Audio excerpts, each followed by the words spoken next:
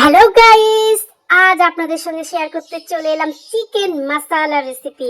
প্রথমবারের মতো আমি আমার চলো স্বপ্ন দেখি পেজ থেকে এই রেসিপিটা শেয়ার করতে চলে এলাম। কি করে বানালাম চলুন পুরো প্রস্তুত প্রণালী আপনাদের সঙ্গে শেয়ার করে ফেলি।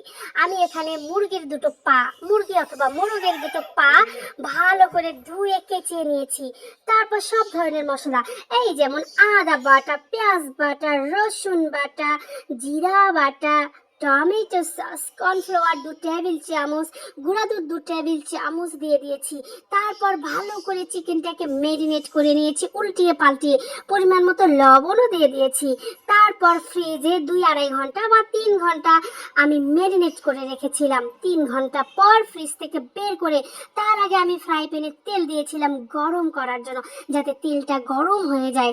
আপনারা চাইলে মাস্টার্ড অয়েল বা সয়াবিন অয়েল বা অলিভ অয়েল ইউজ করতে পারেন, তবে আমি এখানে ইউজ করেছি সয়াবিন অয়েল।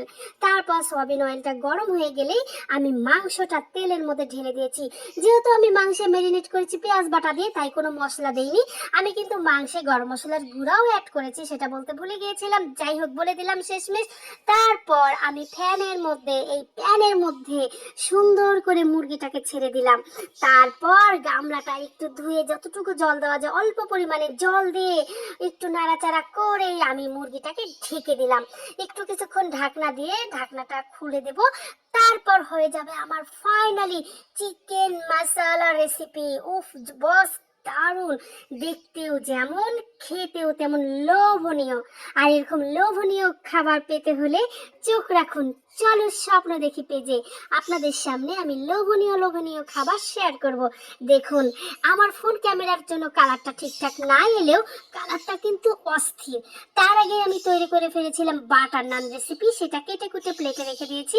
এখন ফাইনালি কিছু কালার আমি আনতে পেরেছি চিকেনটার। দেখুন কি ওয়াও ওয়াও ওয়াও কালার! নিশ্চয়ই দেখে আপনাদেরও লোভ লাগছে। তাহলে আজকেই বানিয়ে ফেলুন খুব সহজে চটজলদি মজাদার চিকেন মশলা। আমি কিন্তু নাম দিয়েছি চিকেন মশলা, আপনারা কি নাম দেন সেটা আপনারা কমেন্ট বক্সে জানিয়ে যাবেন।